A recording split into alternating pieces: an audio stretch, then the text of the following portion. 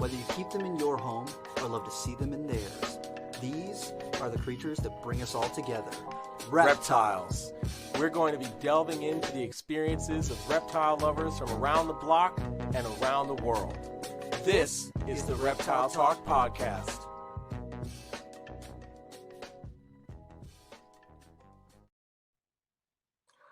Boom! What's going on, everybody? This is Jeremy Turgeon from Brassman Reptiles. And I'm Rob, and I'm keeping it real. Hey, so we are doing another remote podcast. So last podcast with Jacob, there was a little bit of audio nonsense happening. So a couple people messaged me about that. So thank you for bearing with that. There's unfortunately nothing I can do about it because it's just how Wi-Fi glitches. So hopefully we can figure that out, especially once Rob is in North Carolina. Maybe we can figure some things out. So bear with us. Hopefully you enjoy that episode if you've made it through the audio chaos. It wasn't too bad, but there was a little bit of feedback. So I want to just give a shout out to everybody that's left us reviews on Apple Podcasts. There's over 75 reviews on Apple Podcasts. We got a 4.9 star rating. Wow. Appreciate that so much. So yeah, and if you're joining us here on YouTube, thank you so much for jumping on. Feel free to throw some comments down in the chat. I periodically look through stuff, and if you want to, if you feel so inclined to send us a super chat, feel free to do that. We'll highlight that and all that other fun stuff. So I'm excited for tonight. I'm excited for tonight for two reasons. One, because we tried to do this and it didn't happen already. But two, because there's gonna be some Italian nonsense that's gonna happen. So I'm excited for that. Rob's over there. He doesn't know. He just I'm not don't very know. Italian. Yeah. He's not ready. He's just not ready. Rob, the trick is all you got to do is use your hands. That's when you talk, you just use your hands. The people on the audio only can't see that, though. That's okay. They're going to get the accent. Everybody on YouTube gets the hands. Everybody audio only gets the accent. It's going to be okay. So it's all good. It's all good. It's all good. It's all good. It's all good. So without further ado, we're talking with John Adragna from Sim Container. Let's get him in here. Hey! I can't believe you invited me on this show. This is great. What's up, dude? How's it going? Fine. How about you? I can't complain, man. Can't complain. Wait. Are we going to be in character for the whole podcast? We could do it the whole time. The whole time. I think honestly, it'll drive Rob nuts. Just a little. A little bit. Man. But I gotta say that whole banter back and forth at Tinley with the O and the A and the fun Italian hand gesture stuff made the show great. Every time I saw you, it was like, hey, what are you doing? What are you doing? Hey, how you doing? What are you doing over here on this side of the block? You need I'm to over here there. now. Go over there. Go back to your booth. All right, I'm gonna go over there. All right, yeah. So for those who don't know, especially if you missed the Instagrams, this is John from Sim Container, who's got these lizards. He's got so many lizards, he doesn't know what to do with them, but he's really good at breeding these lizards. And when he breeds them, he gets the eggs, he puts them in the Sim Container, and they go into incubator. They go into incubator. The Sim Container goes in an incubator. They get incubated, and then they hatch. And then he gives them the boot, and he kicks them out, and he says, "Hey, you ready? You ready to eat? You ready to eat? It's time for the gabagool. You out of there. You eat, you get the hell out." That's it. You want to buy this shit, so you gotta go see Johnny down the block over there at Sim Container, and they'll hook you up. I don't think I'm selling any more Sim Containers after this show. That's really... Oh, shit. Oh, boy. Well, look behind me. There's a bell lace right there. Yeah, that's... So you have the coolest background compared Just to any. saying. Yeah, that's my dream lizard right there. I remember seeing pictures of Bell's lace in a book when I was a kid, and just being like, that is the coolest lizard on the planet. There's nothing else since then that has ever, for lizards wise, Yeah. nothing else has topped that for me. I remember going to my first White Plains show and seeing the eco wear shirts. They had the big Bell's lace on it. I was Yeah. like, I begged my mom to get that one for me. I was like, I need it. I put the I lace need that monitor shirt. on it. I need it. I'm pretty sure I still have it someplace too, but like that shirt's got to be 15 years old or something. But that I was just like, I'm still obsessed with lace monitors. I love them. If I get any lizards, it's gonna be a Bell's lace. It's gotta be. You need one lace, and you need one Bell lace in your life. You do. They're not too bad. True. They're So, fun. John, how many different species of monitors do you work with? I have a lot of dwarf stuff, and I don't have so much big stuff. I have Kamengai, Nucalus, and lace monitors here. And then dwarf stuff, I have Ackies, Primordius, Kimberly Rocks. What else do I have? I don't even know. Top Ender Ackies, Red Ackies. I love Kimberly's. Kimberly's is my favorite too. I'm hoping to get some Pilbaras. I gotta get some. Yeah, Pilbaras are awesome. Yeah, and I'm looking for Similis. Can't find them anywhere. I haven't seen Similis in a while. And you know what's funny? You never see Similis, and when they pop up, they're $300, and it's like, what the? Yeah. What? Why are they $300? I mean, the price is amazing. And nobody breeds them. You can't find them. No, anyone who tries is not having success. They're really difficult. But I like a challenge. Heck yeah. Heck yeah. Yeah.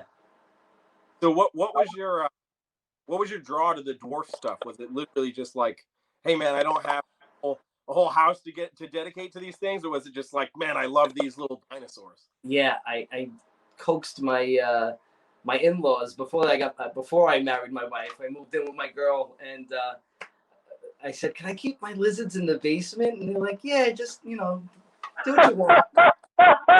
Do what you want." I said, "Okay." I drag in a 6'3" 45-pound sulfur female. I drag in a 7-foot male.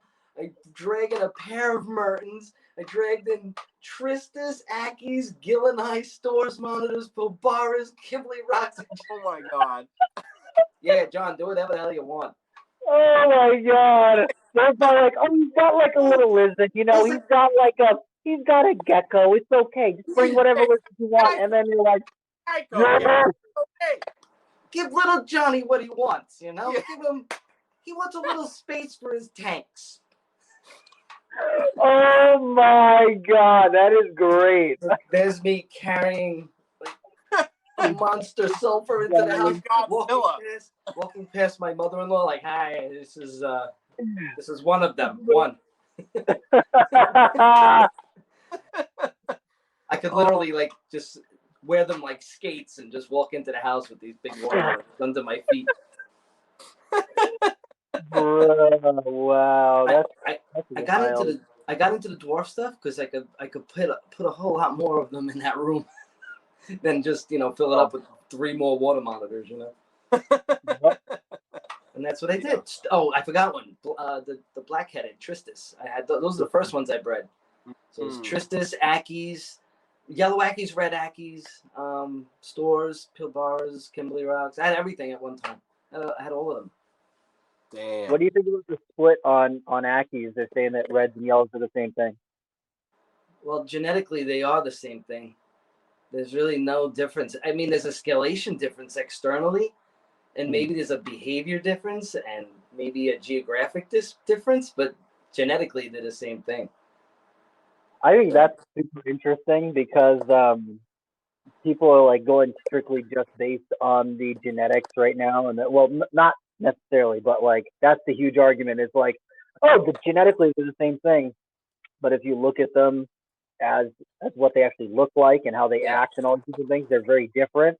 Yeah. So it's like we have to take into I think that people should also be taking into account all those different things too. I always I talk about the fish podcast, the Aquarius podcast. Yeah. Episode like 14. There's a guy who does. He's like an older guy, and he's talking about how they identify and separate out the different species of fish. And he's talking about Lake Tanganyika and all these different little fish you see in there. And he's like, if you follow a male around, he'll only breed with his own species, but we can't tell them apart. All the females look the same to us. But to him, he can tell all the different ones apart. He'll only breed with his own species. It's so wild. Interesting.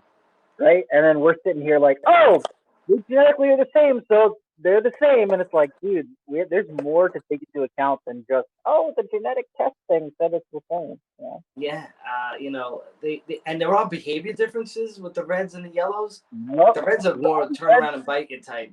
Evil. They're evil. They're terrible. They're terrible. I don't have any reds at my house that bite, though. I could pick them all up.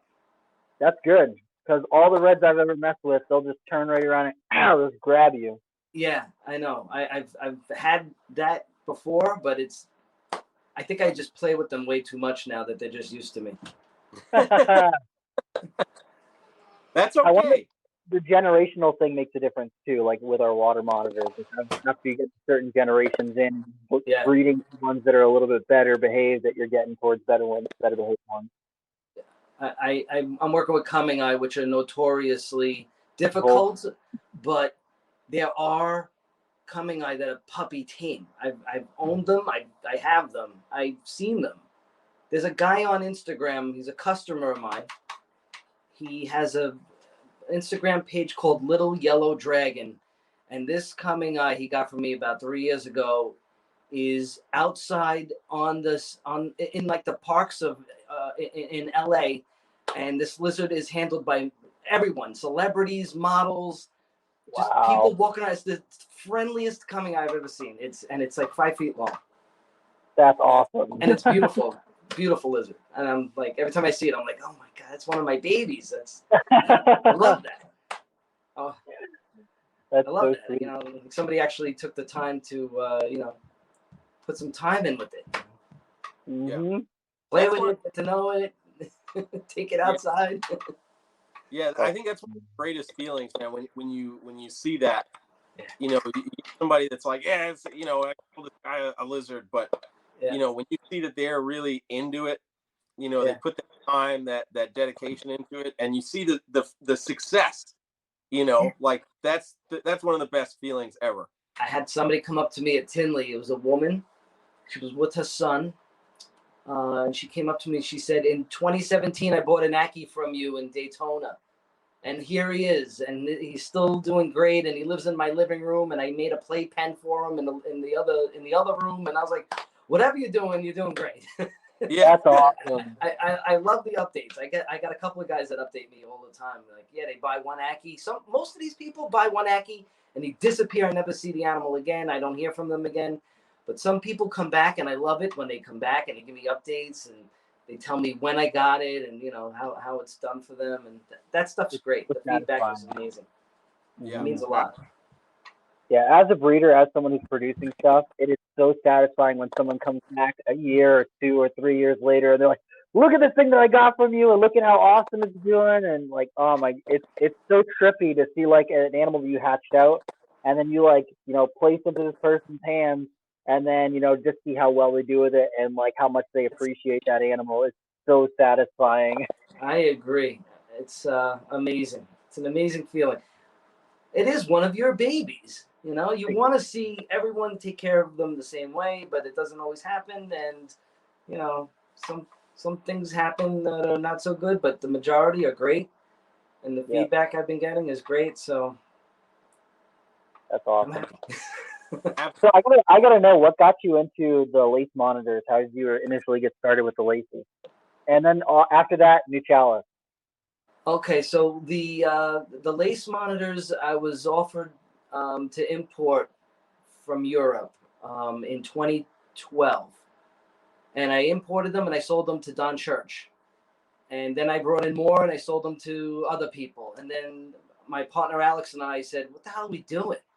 We're selling all of these high-end, gorgeous, seatbelts laced to Ah, the it's to all, every. it's all good. It's all good. You say what Oh, you want good. to Good. Fucking good, guys. say. Okay, I don't because I got potty mouth. You know, I'm a truck driver. You know, So, truck driver sim container guy. So what was I saying? I don't even remember. Stole some so to Don Kirk. Oh yeah. So I was saying, why are we giving away these lace monitors to these other guys to breed? And I'm like, they should be here with me or with my partner. So we just made a conscious effort to get more for ourselves and eventually started making our own. But I think that for the first 5 years, we were like watching people have amazing success with them. We were like, shit, I'm happy for them, but at the same time, I want them. For real. No.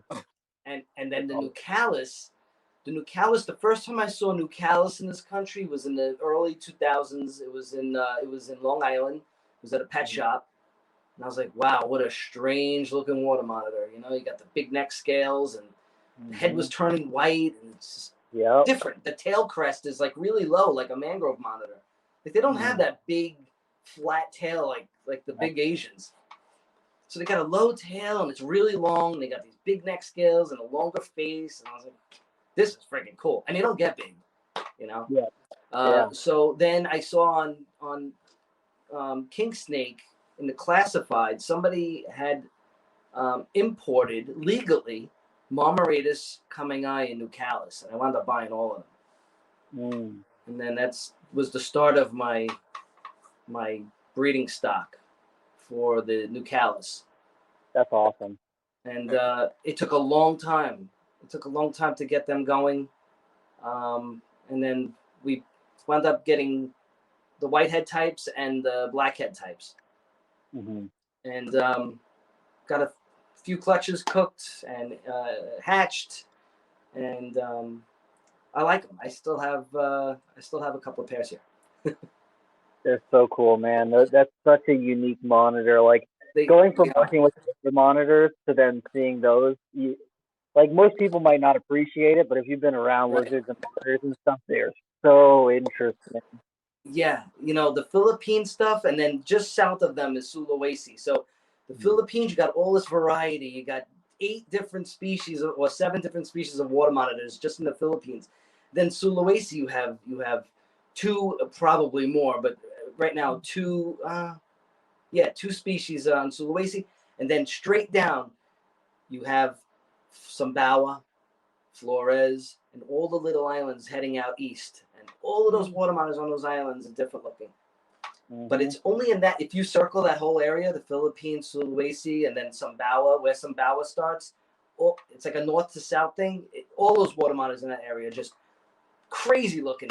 Compared to the rest of the water monitor populations, which are either, you know, brown or dark with rings and kind of classic looking water monitors, you know, the rings on the back and, you know, but everything after Lombok, man, gets crazy. Heading east, as you head east, the water monitors get crazy looking. So when are you going over there to see them in the wild? That's what I want to know. I was there, I was in Thailand like 10 years ago. That was fun. I saw about 60 water monitors in one weekend. I was like, you know what? I think I saw enough water monitors.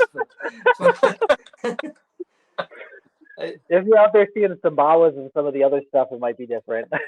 That I would like to see. I know where the sulfurs are from. I want to go to Central Java and see them. I also want to go to Sumbawa and see that. The problem with Sumbawa is it's so damn remote.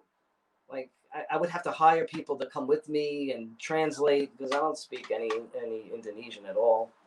You know, I don't really know where I'm going. I can figure out how to get there, but I would be imagine once you're there.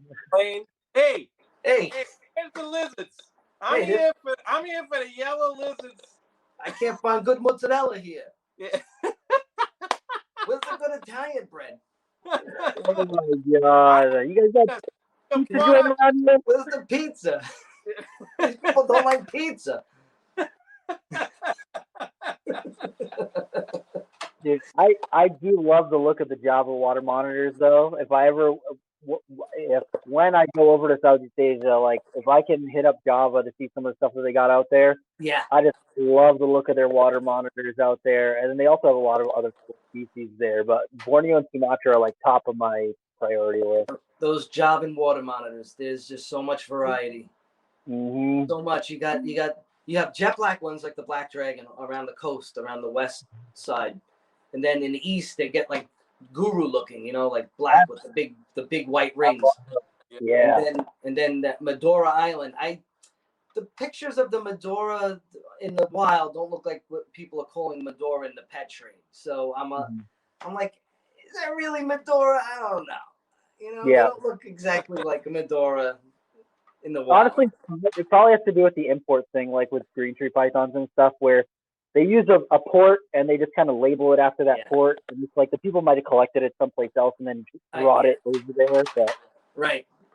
I like when people ask me, hey, what's the locality of my blue tail monitor? I'm like, what? Do you know that side of West Papua?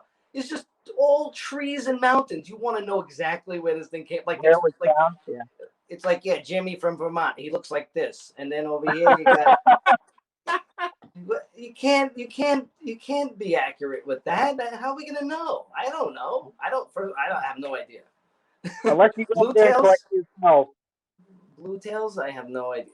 There's so many different varieties, and I don't know if it's the same species. It's probably a giant complex of different species.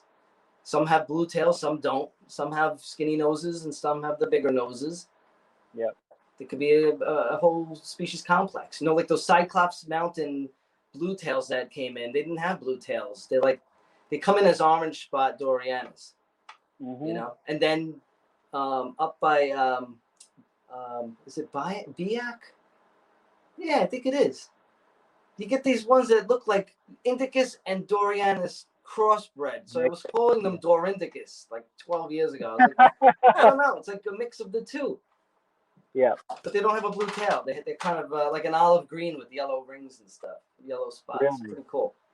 So that whole species complex is, that needs a lot of deciphering. Right now, I'm not able to take on a project like that. It's just too confusing.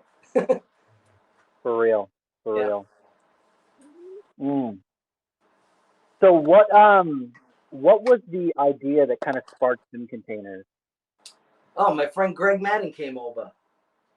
He came over, and I should get Greg on one of these chats because he's an interesting character, and he's very Italian sounding. Jeremy, you would like him. He's one of he's like one of yous.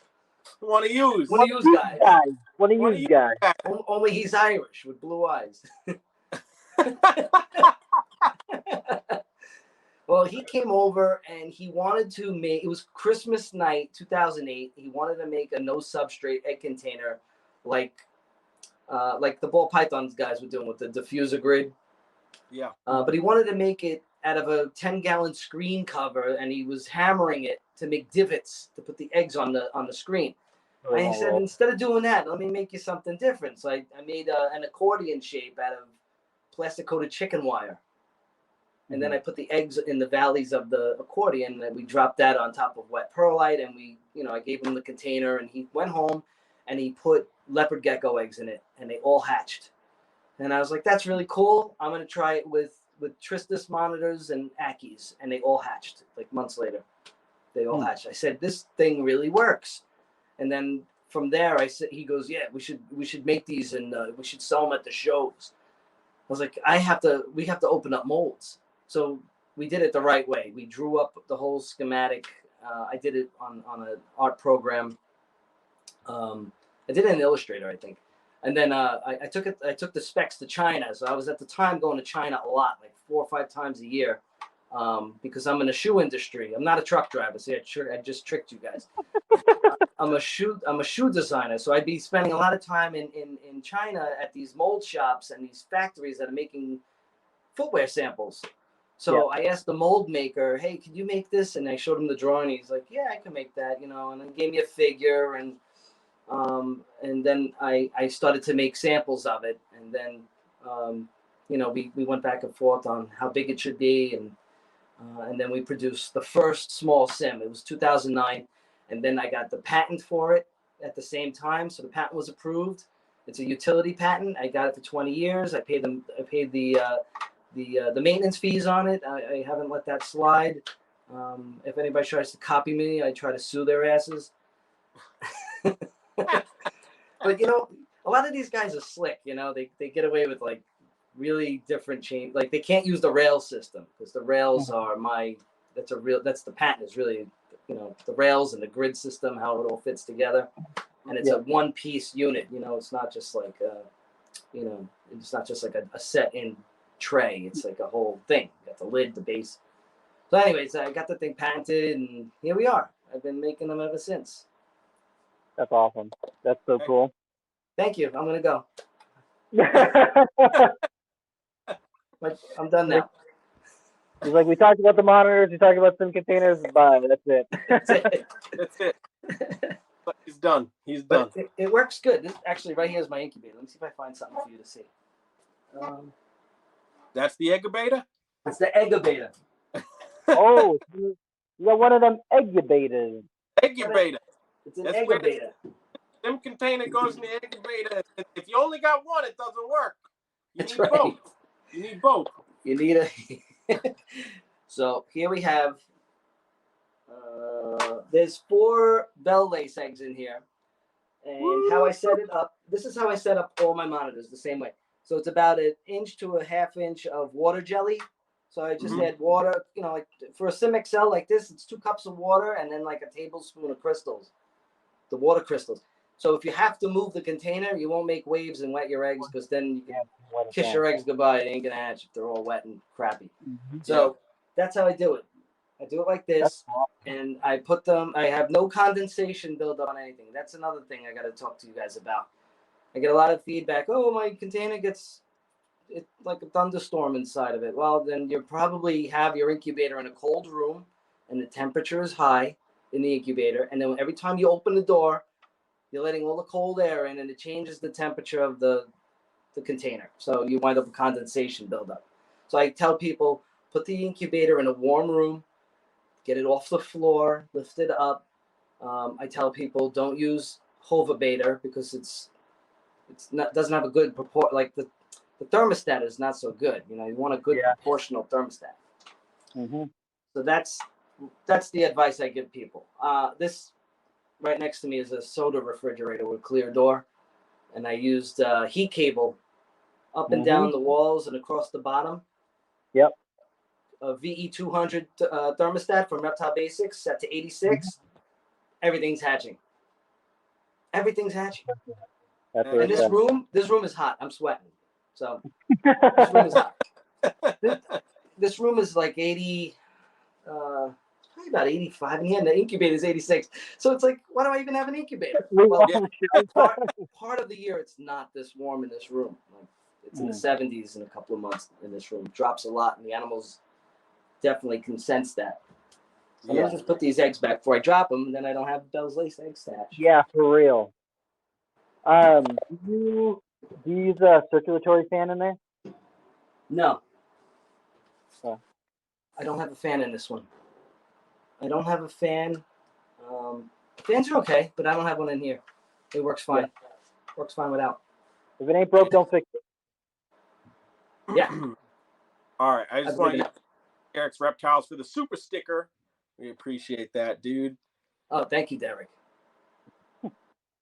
I did a chat with him a couple of weeks ago. Yeah, Derek tries to snipe our guests. Like he had who did he just talked with Scott Borden. Yeah.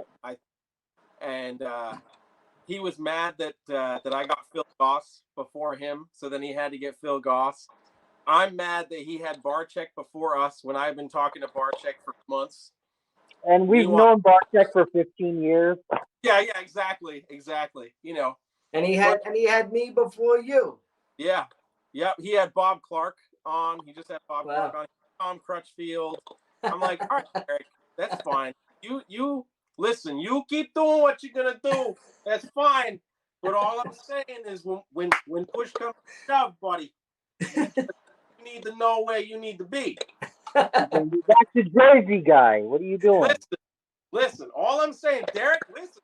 You don't have a sim container or an incubator, so your shit's not looking good, buddy. I sent him a sim container. He loves it. Ah, but did you need an incubator? You know what? He needs an incubator. You need an incubator. I love that incubator. If I come out with a sim container, I'm gonna call a sim container incubator. I'm gonna call it an incubator. An incubator. Incubator. The Jeremy incubator. Special edition. Yeah, that's right. Brassman special. Brassman special incubator. Oh man.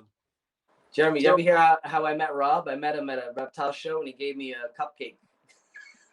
Yep. I can't tell you how many times I have heard that same story. They're like, came over and was like, "You want a cupcake?" And like, that's what started it all. And then people were like, "The cupcake guy. You're the cupcake guy." You know what? I rarely get food from my customers, so it was very interesting, and I never forgot him for that. And he knows the way to my heart. You know, cupcakes, food. You know, I should be 800 pounds the way I eat, but I'm not. Bacon covered cupcakes. I was like, yes, please, thank you. I'll have 2. Yeah, I'll take 2 of those. The thing is, it just hits the right spot because I usually bring them in at like 12 or noon. Like you're right as you're starting to get hungry for the day for the expo, sitting behind the table and talking to people. So right then you're like in desperation. You're like, I just need something in my system right now, and then a little bit of candied bacon on top of a cupcake just scratches that itch. That was so good. Rob, you must have came in right when John was like, "Oi, my sugar, my sugar getting low. My sugar's getting low. I'm getting a little faint. Yeah, feeling a little faint behind the table. Room spinning. All these spinning. Somebody go get me the orange juice. The youths are running around killing me. Give me the orange juice. You're killing me, guy. You're killing me. Where's the Tropicana? Give me the Tropicana.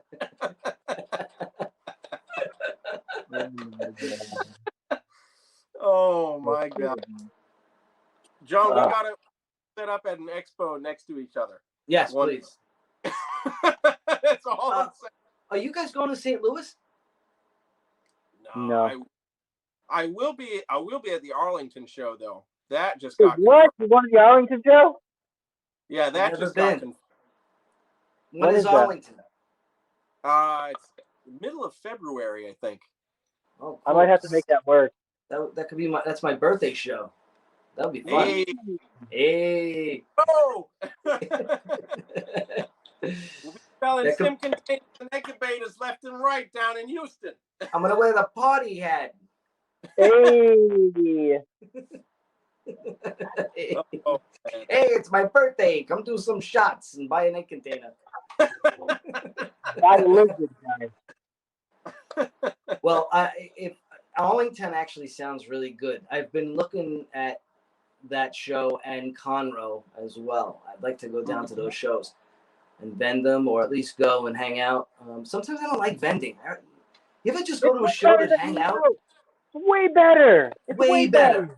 Way better. Because I didn't get to hang out with Mike from Mike's Monitors this trip. I didn't get to go hang out with the other people that I know. And I know a lot of people at these shows. Not that I know everybody, but I didn't get to see anyone. Yeah.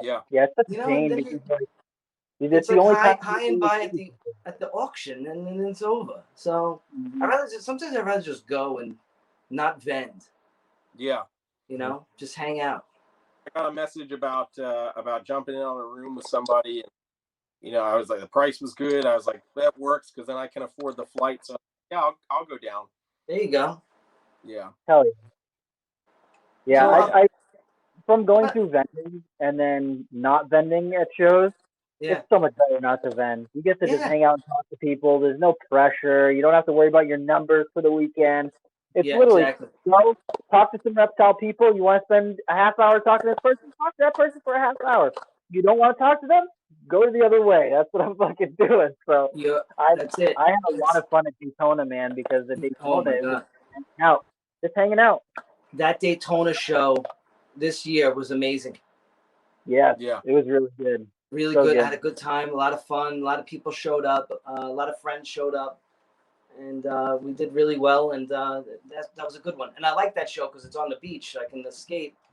Yeah. Get my feet in the water, Jeremy. You know? Gotta get your feet in the water. Dude, I like Rob goes to try to get eaten by sharks. Yeah, I don't go that far in. I'm not that brave. I going up to my knees. I'm like, oh, I'm all right. I'll just splash some water on me. I'm good. Oh, I was standing with my back to the beach, and Chris Murray snuck up behind me and just like DDT'd me right into the freaking ocean. Oh my God. Well, I don't know if it was DDT, but I just felt my head go up and then smashed into the ocean. My sunglasses disappeared. I was like, you mother effer. Oh, no. Lost the sunglasses. Oh, damn. Water in my nose. Thanks a lot, Chris Murray. CM Exotics. Check him out. There's a plug for Chris Murray. Oh my God. Yeah, a lot of fun. You need eyes on the backyard at these reptile shows. You never know who's going to come up behind you. It's true. With friends like that, right? Shit. That's it. Who would do that to little Johnny? You know, who would do that? Yeah. Chris Murray. He's my height, of course. Another little jerk. You got little monitor syndrome. Little monitor syndrome. You got red axis syndrome. Like, I need to hurt somebody right now. He has an amazing collection, that kid. Yeah.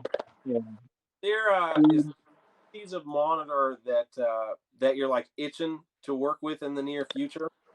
Oh man, can you find me some Parentes? I mean, you can go to Ty Park's place and pet his. I know.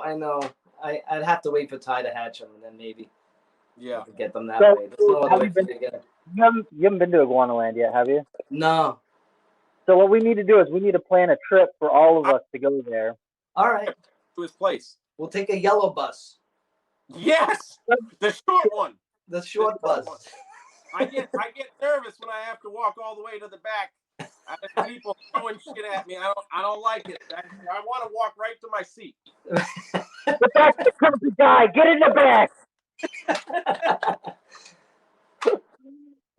We could get on the little bus with our seatbelts. We all go down and take a 20-hour ride to Florida with the windows down. You know, the ones that you have to drop like this. You gotta push the things in and then drop it. You know. You see, we'll have our heads out the window with the fresh air hitting us in the face. Guys, we just passed South Carolina. And we're halfway there. Yeah, guys, look, Georgia really does have peaches. Look at all the peaches. You just see a bunch of women twerking on the side of the highway. You're like, oh my God. Oh, this is getting good. So you have a pole in the middle of the little yellow bus. You know, I know some reptile keepers of the female persuasion that would go down these poles. Oh, they're down. You know? They're down 100%. That could be funny. And then we're gonna play with lizards when we get there. You can't have them stripping on the way back because they're gonna be covered in monitor, just scratches all over. That's true. Yeah, nobody likes that. You know, scratches all over. Take a seat, huh? Take a seat, honey. Into the back of the bus. Back of the bus there, honey. Here's some Bactine for that scratch. That scratch and dent back. Oh no. Oh no. But dude, that was I'll cool. go down upside down and spin around. Rob, don't look at me funny. I had a swing set when I was a kid. Okay. We'll say it was that. But dude, that would be so cool to get a group of us together because Josh is in South Carolina. Yeah. Jeremy's in North Carolina. I'm gonna be in North Carolina at the end of the month. And so we're just trucking right along. I wonder how many hours it is from where we're gonna be at, Jeremy. It's about 8 hours from North Carolina, I think. That's not bad. I'm just saying that's not that bad. Ty said we got an open invite, so we should do it. I'm just saying I'm not crazy about perennies, but I want to see you guys freak out about perennies. Yeah. That I can't wait. That's gonna be fun. Let's plan for that. Let's do it. Yeah. But I'll tell you what, I'm gonna fly in because I'm further north than you. Dude, you can fly to North Carolina. And then we'll bust it from there. My place, and we just get a rental and go. All right.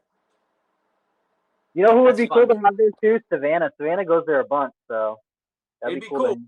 Highest Oh, place in yeah. Land. I saw her in Daytona too. She's the bomb. They're amazing. She's amazing. She bought one of those coming eyes off of me a few years ago. Yeah. Yeah, she's a good girl. Hell yeah. Be nice to see them. Absolutely. I'll be like, get away, get away. Give me that Parenti. I don't care. All the hot girls are down there taking selfies. Get out of my way. I want to go see the Get out of the way! There's a Parenti here. Don't you understand what's important right now? I came all the way from New York. Get out of my way. Yeah. I want to see the Parenti. Is there anything besides Parentis that you want to work with? Look, I don't expect to ever have them in my lifetime.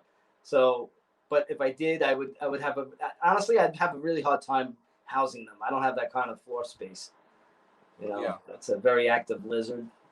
But I kind of like what I have. You know, I like the small stuff. I don't have any tree monitors right now. I've hatched some greens in the past. Mm-hmm. I don't have any trees. I like the tree stuff. I love my lace. I mean, lace are fun. They're not messy lizards at all. Mm-hmm. And I like all my smaller stuff, all my Ackies and things. I don't know. I have a lot of Ackies. A lot. I hoard them. I don't like selling them. I just keep line breeding them and making them prettier. And Hell yeah. so if you see me at a show selling Ackies, you should buy them because that's not a common occurrence. You know. I'd rather just take them home and play with them. You had quite a few with you at Tinley, man. Yeah, I had a bunch. at that show. Yeah. And I did sell quite a few. So I was like, well, thank God I'm coming home with like 8 of them, and I get to keep them.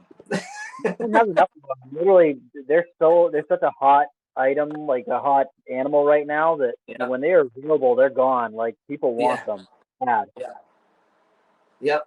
Those are hot right now. I have some tokays. People like tokay geckos.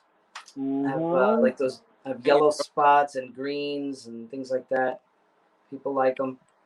I really want to see more candy buttons because the candy buttons used to be around, and then I saw them pop up like 8 years ago or so, and 1 or 2 popped up and they sold immediately, and I haven't seen them since. And they're I love those. They're like translucent almost. Yeah, really nice. Mm-hmm. I like those. I have a pied. I have a male pied. It's black and white. Mean as shit. He's a friggin' bear trap. I hate touching him. He's good looking. He's fun to watch, but he just barks and bites and holds on like a bear trap. It's like a mini bear trap. Yeah. The I call them little fire teeth.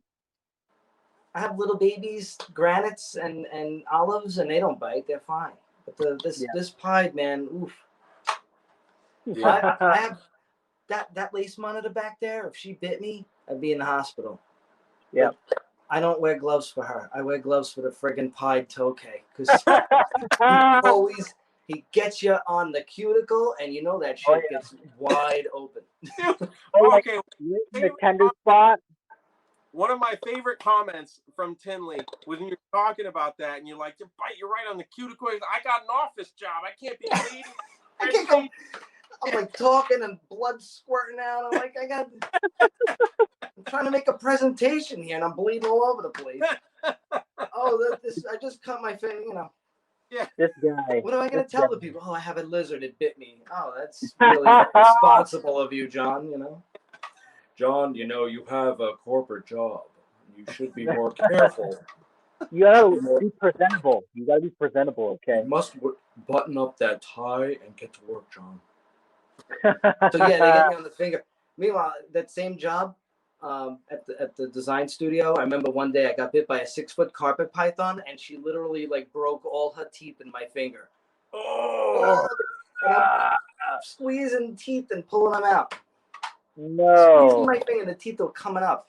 oh, dude. I said, "This is terrible. There's blood all over the place." Yeah. Nothing. But those toe cases hurt worse. Oh, hell yeah. Yeah, they hurt worse. Any of the Yeah. people who work here, I tell them I'll take a bite from a snake up to 6 feet before I'll take a bite from a tokay. Yeah, they hurt too much. I'm a big wimp. Yep. Me too. No, it's real. Freaking real, man. They hurt. Bites in general just suck. Man. Yeah. Nothing about bites of the fingers. Mhm. So there I am with like catcher's mitts on and a full face mask, trying to pick up a baby token. Like, can't put my No. arms down and trying to catch the token.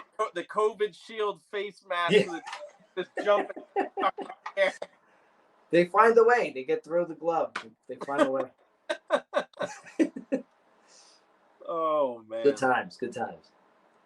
It's okay, geckos. What's been one of the more challenging species for you to kind of crack the code on for both husbandry and breeding? I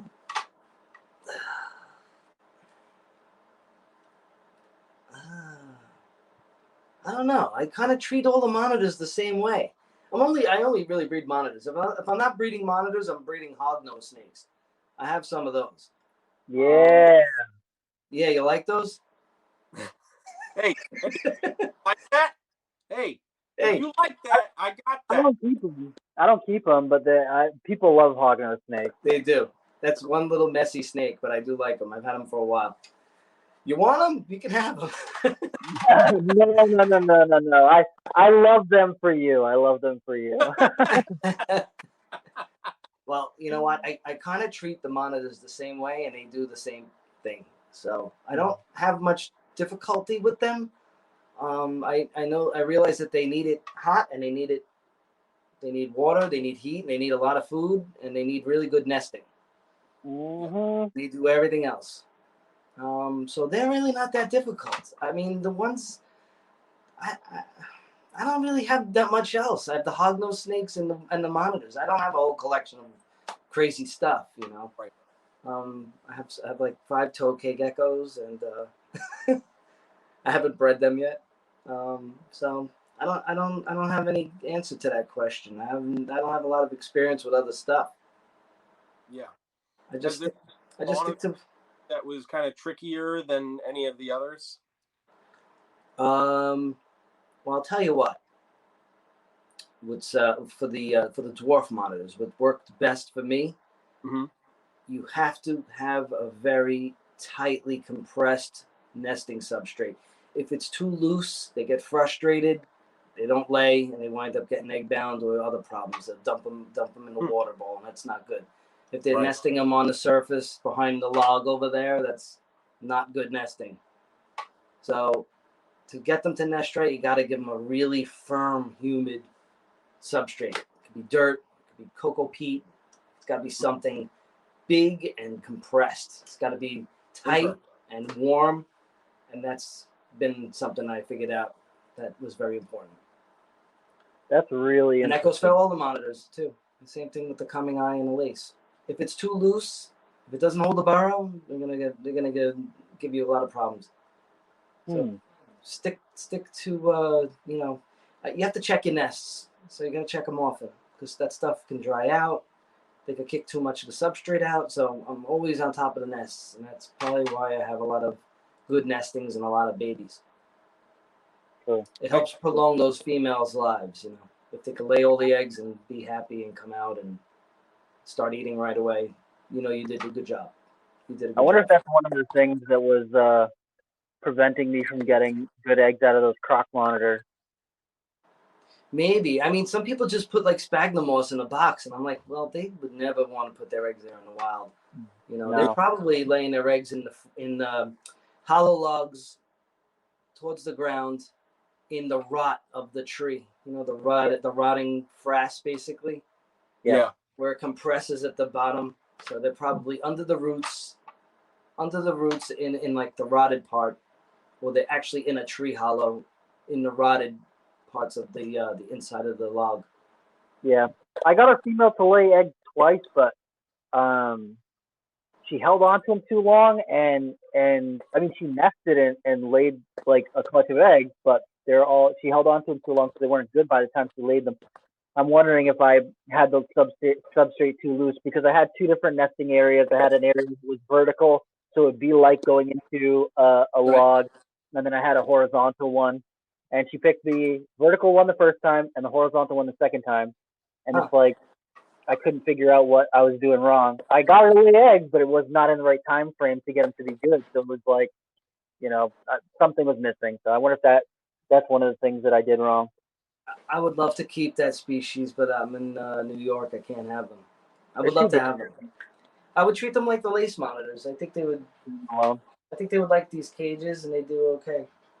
I got a big male super bell walking around behind me. Actually, to the side of me. That's awesome. One day we'll do a tour of this room, and we'll show you some stuff. Hell yeah! So what size of the cage behind you? Oh, this is 6 feet long, 7 feet tall, and 4 feet front to back, with big glass doors that are like floor to ceiling. And I have 2 nest boxes in there. One is heated, and it's cocoa peat compressed, and the other one is dirt. And I think she's gonna nest in the dirt. And she's hanging a lot lately. She's up behind me. You can't really see her, but I'm pretty sure they mated in the beginning of October. So just in about another week away, we'll get eggs, hopefully. That's awesome. Hopefully. The other pair I have down here, excuse me, she is probably also gravid, but another week out past this one. So she started a little bit later. And she's the one who I just showed you eggs from. That's awesome. There's 4 in that container, and I have another container with some eggs too. And then I missed the clutch. Huh? What was the clutch size like on lace monitors? They have bigger clutches or smaller clutches? You can get up to 12 eggs. I know that. Maybe even more, but I'll take 12 eggs.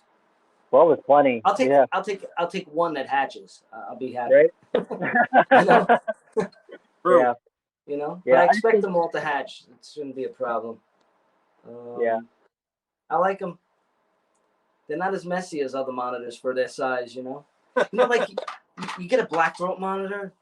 It's a big lizard. They're not that messy either, Yep. But they smell like maple syrup, so they're gonna stink up your house, like maple syrup smell. The lace don't really smell so bad, and they're way cleaner than water monitors. The waters are disrespectful. You're on top of the waters. You got to be on top of them every day. Yeah. The lace have a big tub to drink and swim in, but they just drink and they step in it and walk over it. They don't go to the bathroom in it or anything. Yeah. And then the rest of my cage survive. Let me poop in it. Yeah, they as soon as you change it, they go right in and shit in it. So yeah. It's the most obnoxious thing ever. It's like they're waiting with their arms on the edge of it, like. Change this. On, change it. Change this shit for me to poop. You gotta take a shit. Change it. Give me clean water to poop in. What the hell's the matter with you? Yeah, and this is yesterday's poop. I need to do today's poop. Today's poop. You'd think that they would drink in it before they poop, but they usually like poop first and then drink it out of it afterwards. I'm like, what are you doing? Like, what are you doing? Before it soups up, they're like, all right, I pooped. I got 30 seconds. I got 30 seconds to get clean water, and then it's done. When people tell me they bake their leaves before they put them in and they bake their branches, I'm like, do you know that these water monitors, they live in garbage dumps and they live a very low life eating junk and shit, and drinking toxic sludge, and you're worried about leaves from New York. Get real. Literally though, literally. Like you go to Thailand, they're eating out of trash, and like they're like pandas, not like pandas, they're like raccoons. They're digging through people's trash, eating junk and shit. Yeah, they're eating dead stuff that's putrid with flies and maggots, and they're fine. Yep. You know, like people, I show people like I find this driftwood on the beach where I live. You know, I'm in Staten Island, and I got this beach. The Hudson River comes down and goes under the Narrows, and all this driftwood comes down the river and then washes up on the beach. So I take it home and I show people like, yeah, I just found this on the beach. You should have seen me trying to stick this in a Volkswagen Passat, but I got it done.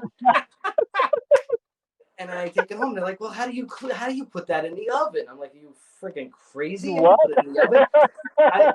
I hose it off, okay, just to get the sand off, so I don't trail sand in the house so my wife don't kill me. And then I put it in the cage. And the lizard climbs on it and takes a shit on it, and it's good. That's how I know it's a good branch. It's got poop on it. Oh my god. That's true story. Those branches and stuff, that's all from the beach. That's awesome. Yeah.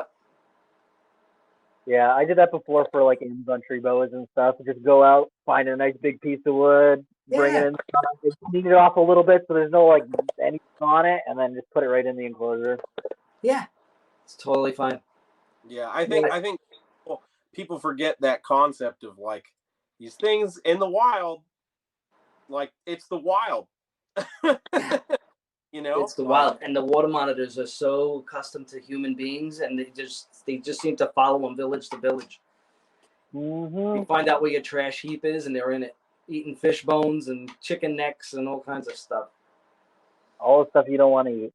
Yeah, they're eating all the garbage. Yeah, I think raccoons is like the perfect way to describe it. That's what they are. Yeah, they fill that niche. Yeah. So I went to Lumpini Park in Thailand, and and there's thousands of people in this park exercising, doing yoga, riding bikes, dancing. And the park has a big lake in the middle of it with water monitors. So I was like, holy shit, these lizards are so used to people. They don't they're even just hanging out, right? So of course, I'm so excited that all the water monitors know I'm there to see it because they could see it in my eyes. I'm like this I'm like this, and my eyes are wide open, just staring at them. They all see me, and they won't go anywhere near me. Yeah. So I learned that if I don't look at them, like totally like, don't look at them. You can get really, really close if you sidle up to them. Yeah. That's awesome. In that park, just because they're so used to people. But as soon as you're staring at it and they think that you're gonna grab it, they're gone. They're gone. Yeah. So there was one in the lake coming at me, and I was like, "Holy shit! This is my first water monitor visual." There he is coming right at me. I was like, "He's gonna climb on my lap. We're gonna hug and kiss. It's gonna be the greatest experience." He sees me, stops in the water, dead stop, turns sideways like this, and keeps going. He watched me the whole time. He saw my eyes from 50 yards out. He knew I was coming.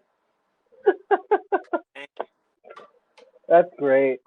That's awesome. Hey, I should drink wine more often. I get funnier with wine. Is that what happened to Tinley? Not that funny. What? Is that was going down to Tinley? You over here drinking wine, guy? Yeah, I had box wine under the curtains there. Classy. We're real classy, like. Classy. We're getting quick. You got a box of wine. We're drinking it out of the solo cup, the little red. Yeah, I got the Zinfandel. We had it all in there.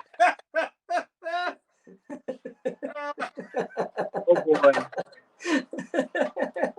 Oh my God. Actually, I had I think I had maybe 2 beers that whole show. That was it. I was so tired. If I drank anymore, I would have been asleep behind the table. Yeah. Those shows are exhausting. It's a long ride, a lot of work. Tinley was like a whirlwind. Yeah. Yeah, and it goes so fast. It's like before you know it's over. Yeah. All that hard work, and it's like, wow. Yeah. So I drove to that one, and I drove back. It took me, with stops and stuff, like 20 hours. Oof. Yeah, because we stopped to take a break, and who has to pee? Who has to go to the bathroom? Who's hungry for the... Oh, my God. I don't eat that much when I'm driving on those trips. I just... who wants to stop and take a crap at a truck stop? Not me. Preferably not. Yeah, no thanks. And man, but you know, you're with your friends and you talk lizards and snakes and sports and whatever else, and it goes by pretty quick. You get through it. Yeah. Absolutely. All right. So we're down on our hour mark. We just hit our hour mark, so we're wrapping up. But before we let you go, Okay. we got a question that we ask every single one of our guests, and that one question is, what in the realm of reptiles, be it something in your own collection, something you've seen online, whatever, so what in the realm of reptiles has you really excited about reptiles? Ooh, man. Probably the growing love of reptiles. Like, there's more people joining this hobby every day, and it's not so like back culture anymore. It's really coming to the forefront, you know. So a lot of people that you wouldn't expect to get into reptiles are getting into reptiles, and just that alone, you know, that I would say excites me because you know, we need more people on our side. Absolutely. You know. Hell yeah. So that I would say, yeah, I like the fact that it's not so, you know, back alley hobby anymore. You know, like it was in the '90s. It was like, you know, just Yeah. you know, you Bunch keep of reptiles. tattoos. Yeah. You know, so I think that's a good thing. You know, I saw my wife watches soap operas, and I saw they had a bearded dragon on General Hospital. What? In the background, they had a tank. It looked like a little Zilla setup, you know, with the bearded dragon, and the guy was talking to it.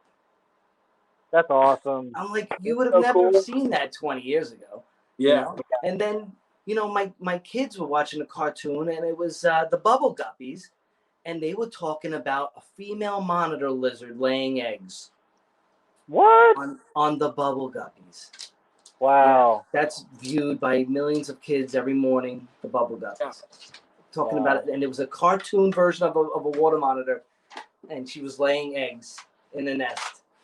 That's so cool. It's starting to become more mainstream. Yeah. And that I like.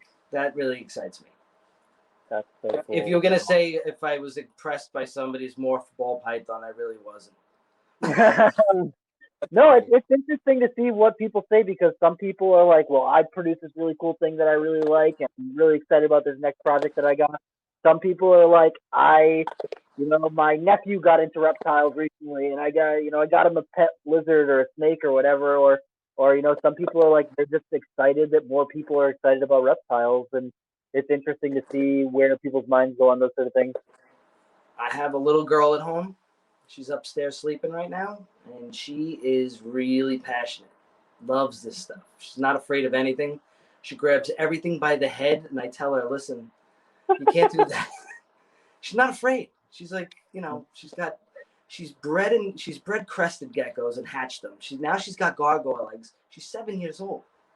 Wow. Like, and with a little guidance from somebody she knows, you know, she's gonna be something to contend with. I think, you know, Hell yeah. She wants to know the Latin names of stuff. Like, she's really into it. She knows who's gravid. She knows she doesn't know the whole process, but she knows when they're gravid. She knows when they're swelling. She knows how to dig up the eggs. She knows how to put the eggs in a container gently, and you know, she's really learning. So eventually she'll become, you know, the new face of Sim Container when I'm retired in 10 years. That's awesome.